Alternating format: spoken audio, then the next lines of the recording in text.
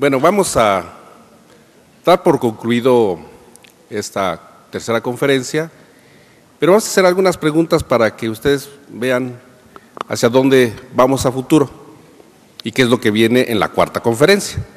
Evidentemente que trataremos mucho de estos aspectos, pero que igual en ustedes está el que vean los avances, se informen y que vengan a compartir estas dudas que a veces nos generamos cuando existe mucha información. Lo primero que aquí se trató fue de los criterios diagnósticos sobre el síndrome metabólico. Entonces viene una pregunta porque está en boga, muchos lo conocen, y se habla que pueden venir nuevos criterios y va a haber un ATP4. Entonces yo quisiera preguntarle al doctor Fernando Lavalle, nos dieron información, ¿qué ocurre con estos criterios del ATP4 que se están oyendo y que si estos ya están vigentes, no ha salido a la publicación, pero que ya están desarrollados y que ahorita nos hemos quedado atrás con el ATP3 y que no estamos haciendo lo adecuado desde el punto de vista clínico? Doctor Fernando Lavalle, doctora Victoria. Sí, los grupos de trabajo que hay actualmente para la reclasificación de los puntos de corte tienen alguna problemática hasta cierto punto. De hecho, ya se trabajó y se tienen los nuevos puntos, pero no se han hecho públicos. Uno de los puntos es que existe mucha controversia si llevar más abajo las estadísticas o las metas terapéuticas son las que nos van a hacer que tengamos una menor incidencia de la mortalidad cardiovascular. De hecho, la mortalidad cardiovascular en Estados Unidos ha disminuido más por el uso de las estatinas que por otros movimientos en cuanto a presión arterial, en cuanto a la disglucemia y el manejo de la obesidad. Entonces, está todavía la controversia de si las terapias que son más eficaces son las que a final de cuentas van a dominar en ese sentido los criterios diagnósticos. Un punto que también se discute mucho por la gente que está en epidemiología es que hacer hacia abajo estos significa que vamos a tener que tratar a más gentes con medicamentos y que las medidas higiénico-dietéticas se vuelven menos eficientes cuando la meta de tratamiento es menor. Entonces, a veces está en la discusión de si esta es una medida fomentada primordialmente por la industria farmacéutica, porque eso significa, si yo pongo una meta más baja, el paciente va a tener que recibir forzosamente un medicamento. Y esa discusión ética respecto a esta parte es lo que todavía hace que no tengamos ese movimiento, y algo similar sucede con los criterios diagnósticos para diabetes. ¿Cuál es tu opinión? Bueno, lo que yo sé sobre los nuevos criterios que ya se han trabajado mucho, de hecho ya estuve revisando algunos que el consenso europeo ha dado y que probablemente ya los van a dar a conocer en el 2012 en el nuevo Congreso, pero que ya están trabajados, que ya están hechos y simplemente se van a oficializar en el 2012.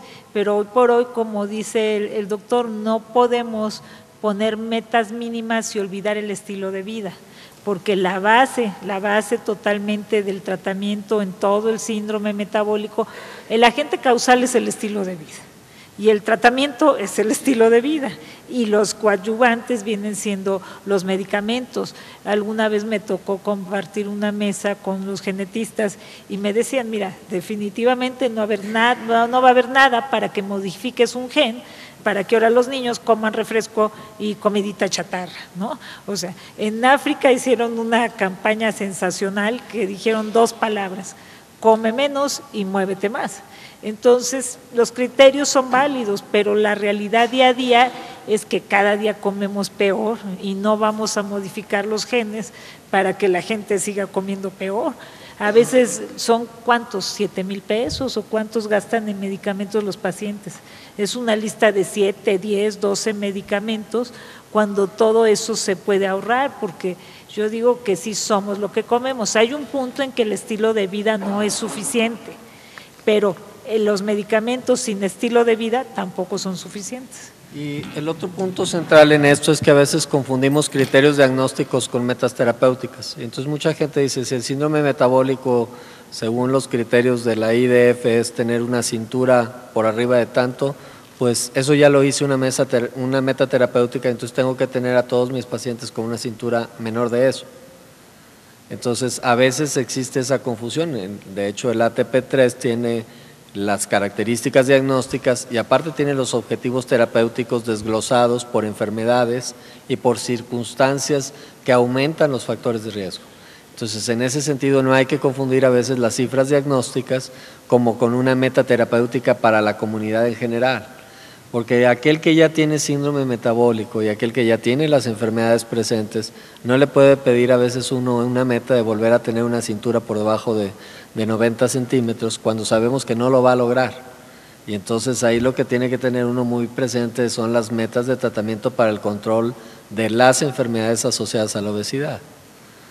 Y también en la misma diabetes, no son las mismas metas glucémicas para un adulto mayor o para un niño muy pequeño que para un joven o para un adulto joven, porque si ponemos en metas muy bajas, por ejemplo al adulto mayor, va a tener menos oxigenación cerebral, va a estar casi siempre adormilado. O sea, yo creo que las normas son como una guía, pero lo más importante es hacerle el traje a la medida al paciente. En mi paciente, cuáles son sus condiciones específicas y va a empezar por valorar, a ver cómo está el corazón, ha tenido eventos cardiovasculares, cómo está el riñón, cómo está el hígado, qué cosas también tiene él a la mano. Muchas veces la institución le está dando el medicamento y trabajamos con lo que le da la institución. O sea, si nosotros facilitamos haciéndole el traje a la medida al paciente, es un paciente que va a tener apego y vamos a tener éxito. Pero las guías, pues ¿qué podemos hacer? Un ejemplo así un poco a manera de broma de cuando uno ya cocina mucho, que está la receta de cocina y uno lo va sazonando y va saliendo no exactamente como la receta y va saliendo muy bien. Entonces, si personalizamos en cada paciente, nos guiamos, como el nombre lo dice, nos guiamos en las guías, pero buscamos los factores individuales en cada paciente, vamos a lograr mayor éxito y metas reales. Bien, yo creo que de alguna manera también igual, pues existen otros criterios, ya los mencionan, criterios de IDF, y en ellos está redimensionando el punto de corte diagnóstico de obesidad abdominal, que involucra al grupo étnico latinoamericano, incluyéndonos nosotros, y que va a ser diferente. Entonces, todo esto es un punto que tiene que sustentarse adecuadamente, pero creo que queda claro que los criterios que se utilicen pueden integrar el síndrome metabólico, pero también nos ayuda a identificar factores de riesgo individual, que basta la presencia de uno como para poder considerar dos cosas: o busco los demás si están presentes, o es inicial, después me van a conducir a que aparezcan los restantes. Es el momento precisamente de hacer una intervención. Creo que este es el punto que sería más aplicable desde el punto de vista clínico, más que considerar que bajen más los valores por todo lo que acaban de decir y que tengamos esa forma ya nosotros de hacer esa intervención, con decisión, porque está claro que los vínculos fisiopatológicos que se han mostrado demuestran un inicio y no hay maquinaria que lo pare, y esto conlleva a las enfermedades. De tal manera que creo que esto es lo que se debe aplicar desde el punto de vista clínico. Bueno, pasado rápidamente a otro enfoque, porque estamos mostrando como spokes de lo que viene. Y bueno, se habló que de alguna manera en diabetes tipo 2, el mecanismo fisiopatológico, uno de los aspectos fundamentales es la pérdida de las células beta, la apoptosis. Pero existe un concepto ahora que está dimensionado y que quisiéramos discutirlo, que se llama el aturdimiento de la célula beta. Entonces yo quisiera al doctor Fernando Lavalle y a la doctora Victoria que me hablaran sobre este punto que ahora entró en boga y que está en discusión y que ya ha sido dimensionado. Es un fenómeno ya conocido y este nombre nuevo de aturdimiento es lo que se conoce como la glucotoxicidad. Es un fenómeno muy importante porque disminuye la capacidad de secreción en forma aguda de la célula beta. Yo lo comenté en una forma leve cuando estaba dando la charla hace unas horas. En ese sentido, que existe la experiencia que cuando uno pone a los pacientes en insulina, los pacientes vuelven a tener respuesta a los antidiabéticos orales. Y de hecho, por eso dejamos a los pacientes con diabetes tipo 2 en antidiabéticos orales junto con una insulinización basal. Hay un trabajo muy interesante que lo hizo el doctor Héctor Eloy Tamés Pérez, fue su tesis de doctorado, y lo que hizo fue meter 3 días al hospital a pacientes que habían perdido la respuesta a una combinación de metformina con sulfanilurea, eran pacientes del Seguro Social. Durante 3 días les puso insulina intravenosa con normoglucemia y los egresó con antidiabéticos orales de nueva cuenta, y así estuvieron a lo largo de un año de seguimiento con una mejor respuesta. Sabemos que el quitar esa toxicidad aguda, como pudiera ser con una infusión continua de insulina, produce un muy buen remedio. La experiencia clínica que tenemos nosotros en la clínica de diabetes donde yo trabajo, valga la redundancia, es que nosotros les damos un periodo de 3 meses de insulinización basal a los pacientes y una buena parte de ellos regresan a tener respuesta de nueva cuenta a antidiabéticos orales. Evitamos la falla secundaria a antidiabéticos orales. Y eso es lo que se conoce como el fenómeno de glucotoxicidad aguda o el fenómeno de aturdimiento. Entonces requiere uno tener algún manejo drástico que pudiera ser hasta con insulina para llevar a normoglucemia a los pacientes por un tiempo y volver a tener capacidad de secreción de nueva cuenta. No, yo quisiera complementar un poquito lo que dice el doctor Lavalle con el concepto del manejo integral. Yo les digo a los pacientes que vamos a descansar un poquito el páncreas con insulina de fuera. Y les pongo el ejemplo de cuando alguien se fractura. Cuando alguien está fracturado, enyesamos y no quiere decir que nunca va a volver a caminar. Este paciente puede caminar, pero si no guarda reposo, no se va a consolidar la fractura. Es una manera muy simple en la que los pacientes aceptan la insulina.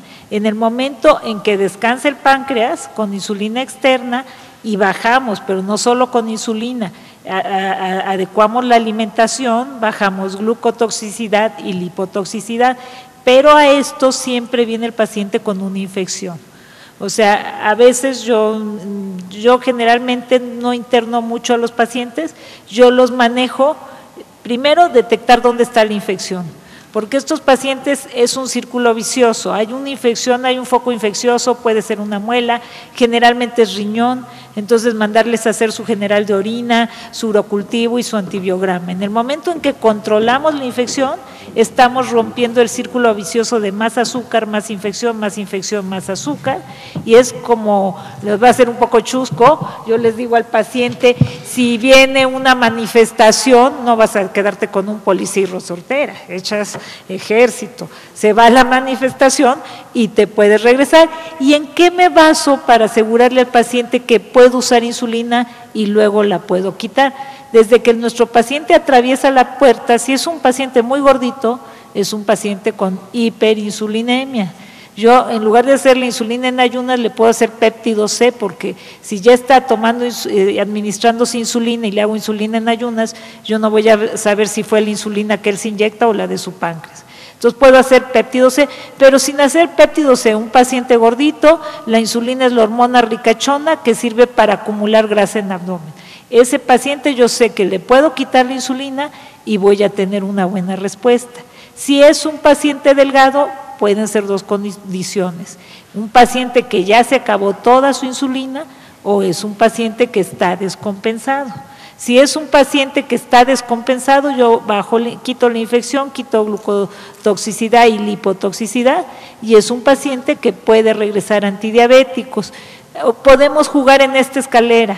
La base de la escalera es alimentación y ejercicio, después un medicamento antidiabético, combinaciones, después antidiabético y insulina, y puedo ir en la escalera hacia arriba o hacia abajo, dependiendo del paciente. Pero en el momento en que dejo descansar al páncreas y pongo buena alimentación y pongo ejercicio, hago integrar el tratamiento, ese páncreas responde porque es un páncreas que todavía tiene reserva. Bueno, no lo había yo llamado aturdimiento, pero yo lo llamo descanso del páncreas, ¿sí? Y es un páncreas que va a salir adelante. Eso, y la forma de convencer a los pacientes es esa, diciéndoles vamos a dejar descansar un poquito a tu páncreas, pero tienes que manejar muy bien tu alimentación, muy bien tu ejercicio, y además de eso también muchos pacientes son hipotiroideos. Si no les hacemos su valoración del perfil tiroideo, es un paciente muy deprimido que no va a hacer el cambio en el estilo de vida. Entonces, de inicio, si hacemos todo esto y resulta que es hipotiroideo, nivelamos tiroides, tenemos mucha oportunidad al cambio de estilo de vida, y como comentaba la doctora Ninel Conde, llamar a toda la familia, explicarle al paciente qué le sube el azúcar, qué le baje el azúcar, cuál es el peso de sus alimentos, de su insulina y de sus medicamentos, y ningún paciente está peleado con su pie, con su hígado, con su riñón. Son pacientes que quieren sanar, venderles salud, venderles esperanza de vida. Bien, yo creo que en ese sentido es el de estar convencido que ahorita hablábamos nosotros, y ustedes lo han expresado, que decían, bueno, yo voy a iniciar un tratamiento, lleva un tiempo determinado, ya hay pérdida de células beta, no va a responder a determinados fármacos. Es más, se la pueden acabar si usan determinados medicamentos, se acaban a la célula beta. Entonces, el mecanismo de pérdida de célula beta predomina en nosotros. Pero este punto de la glucotoxicidad, el aturdimiento de la célula beta, que ahora empezaron a haber evidencias reales ya, en base a los estudios de UKPDS, el estudio Advance, el estudio ACOR, que lograron que enfermos de 10 años se controlaran con antidiabéticos orales después de un descontrol, y la evidencia ahorita que acaba de salir con Ferranini, que demuestra que ese aturdimiento de glucotoxicidad es importantísimo, que juega con un mecanismo de contrapeso a que no solo es la pérdida de células beta, la apoptosis. Eso nos da oportunidad a dos cosas. El enfermo diabético tenemos que controlarlo, y no importa la etapa que se encuentre, tenemos que hacer un control intensivo y lograr lo más cercano a las cifras al control que debemos tener, y le va a dar oportunidad al enfermo. Esto es lo que tiene y lo que dimensiona este concepto. De tal manera que esto tenemos y no debemos cambiar nuestra conducta de un tratamiento intensivo y lograr las metas de control que están establecidas, porque el enfermo tiene oportunidad, y no darlo como un hecho de que no va a ocurrir nada y que ya es pérdida de tiempo y que puedo decir terapéuticas que yo ya no tomaba en cuenta. Creo que debe hacerse todo de manera adecuada. ¿Alguna otra oportunidad? Sí, sí.